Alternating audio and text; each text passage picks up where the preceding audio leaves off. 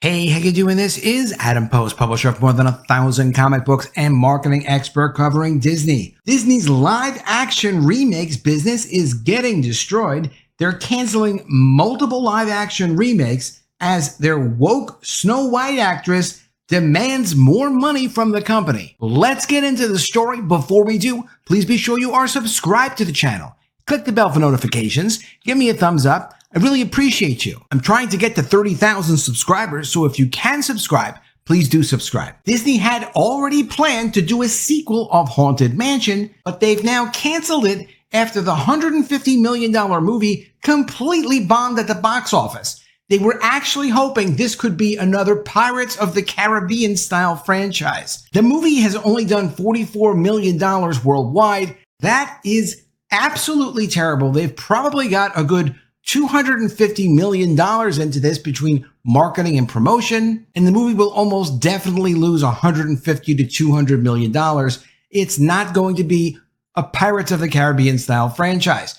That's not the only cancellation they have. They're also canceling Hunchback of Notre Dame, which you can understand why they'd cancel that. Hunchback of Notre Dame really wasn't one of Disney's big animated classics anyway. No real reason to go ahead and make that movie, but even Bob Iger is starting to realize they may need to come up with some sensible plan for the movies that they're making and the way they're going to be running their film business. On the Haunted Mansion sequel, coming from Mail Online, Disney has scrapped plans for a Haunted Mansion sequel after the horror comedy bombed at the box office. Like Pirates of the Caribbean, Haunted Mansion is based on a Disneyland ride, and studio bosses had been hoping for a similar style franchise. A source told The Sun there were really high hopes for Haunted Mansion and Disney put loads of money into it. But of course, Haunted Mansion has been destroyed by Barbie and by Oppenheimer. Haunted Mansion is one of the lowest openings for any Disney live-action remake. Coming from Cosmic Book News, Disney cancels Josh Gad's Hunchback of Notre Dame. CEO Bob Iger is said to not be a fan of the project. It's claimed that Bob Iger and Disney have canceled the planned live-action Hunchback of Notre Dame movie from Josh Gad, which follows a string of failures from the company. Back in 2019, it was announced that Josh Gad was developing a live-action musical adaptation of The Hunchback of Notre Dame with Tony-winning M. Butterfly, playwright David Henry Hwang writing the script, and Alan Menken and Stephen Schwartz writing the music. The film was said to be pulling from the 1996 animated film from Disney. Apparently, Bob Iger isn't a big fan and has decided to cancel the Josh Gad Hunchback of Notre Dame movie. The info comes from the Disney fan site, The Diz Insider. Quote, "It is still mindful to take with a grain of salt now that Bob Iger is back in the driver's seat. It is highly unlikely that the project will move forward as Iger is not the biggest fan of Hunchback of Notre Dame, and a remake isn't in their list of priorities. Now, things can obviously change, but this is the most recent information we have on the project. Recent bombs for Disney include the live-action version of The Little Mermaid. The Snow White movie is looking to be a complete disaster, and flicks such as Haunted Mansion, Indiana Jones 5, Elemental, Ant-Man and the Wasp: Quantumania, Strange World, Lightyear, all of them bombed. Iger also recently confirmed Disney is pulling back on both Marvel and Star Wars projects due to the brands not living up to expectations and losing tons of money. Bob Iger recently extended his Disney contract through 2026 and is said to be making big changes, one of which might actually be the sale of Disney to Apple. But we know at the very least, Bob Iger is trying to sell ABC and the linear TV networks, as well as a percentage of ownership of ESPN, if not massive chunks of ESPN, or even a spin-off of ESPN, to raise cash and try to figure out what to do with the business. If this wasn't enough trouble, you've got Rachel Ziegler, the new Snow White, who really doesn't look like Snow White, complaining that she's not getting paid enough money to actually be in Snow White, which is funny because obviously she must have signed some kind of a contract. She probably, like most people in Hollywood,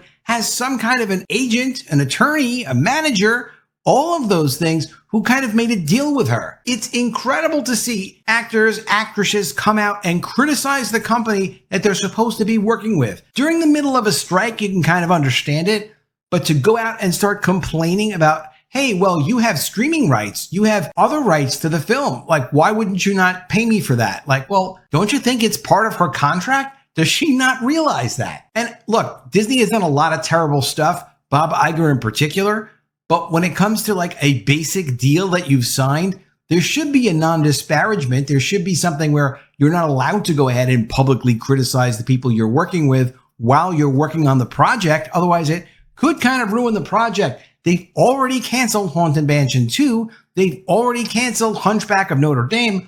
Why not go ahead and cancel Snow White? There's literally no one who wants to see Snow White. Many people are upset with what it looks like a really stupid project.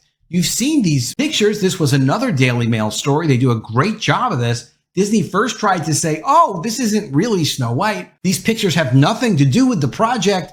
But it turned out that, yeah, it actually is really Snow White, even though it looks like it's some low-budget knockoff version of Snow White. But no, it's Disney's new Snow White. And these are the dwarves with only one dwarf and a bunch of other people who don't look like they belong in this movie. But now you've got the star of Snow White, who obviously doesn't appreciate being offered the opportunity to be in the project, complaining that she needs to get paid extra money for when the film goes on their streaming service at Disney+.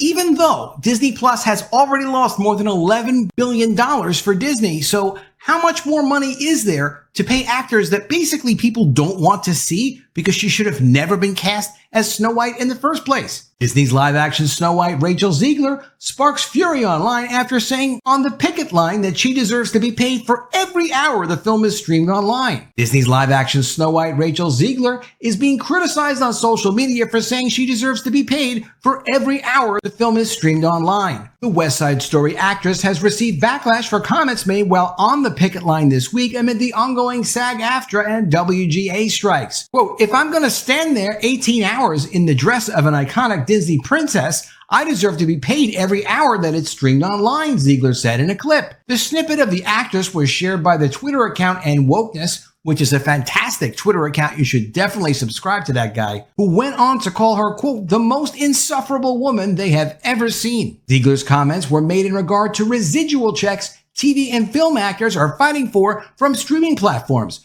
currently at the center of the strikes. That's one issue. Another issue is their likeness is being used through AI. But what's going to wind up happening is production companies aren't going to sign off on paying them for stuff they could replace with AI. It's going to be negotiated to some degree. But what's so special about Rachel Ziegler? It's not like West Side Story went on to make a lot of money for the company that put that out. That lost a lot of money. So why even do business with this person in the first place? Despite many criticizing the actress's comments, others agreed, writing, there's not a single thing wrong with what she said. She's 100% right. She can debate and fight for whatever payments that she wants. That's part of the contract you sign up for when you agree to do work. Additionally, of course, Disney or any other company, my company, for example, doesn't need to hire people on whatever terms they ask for.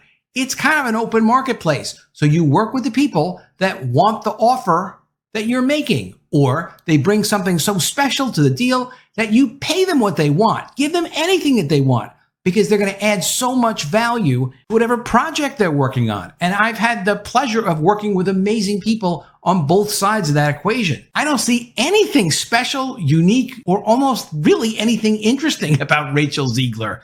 I think they ought to cancel the project and maybe think about redoing it in another 5 or 10 years, or just kind of maybe never. Since being posted by And Wokeness Wednesday afternoon, the tweet's been viewed more than 30 million times. Residuals are checks sent to actors and writers every time the content they worked on is aired on television. In the current age, many actors and writers have seen their own salaries massively reduced as pay is measured out differently for streams on online platforms. The situation is so serious for many of the actors union that only 13% of SAG-AFTRA members qualify for healthcare through the union. SAG requires members to make at least $26,000 to qualify for coverage. The actors' strike officially began on July 14th after a unanimous vote by the union's National Board of Directors. Ziegler's talking points echo those of the Hollywood actors and writers' strikes as they fight for access to better benefits and better residual pay. They don't get residuals when their projects go into streaming. They used to get a lot of money, but the industry's now changed. So sure, there's an argument to make that everybody should make more money, and that's fine.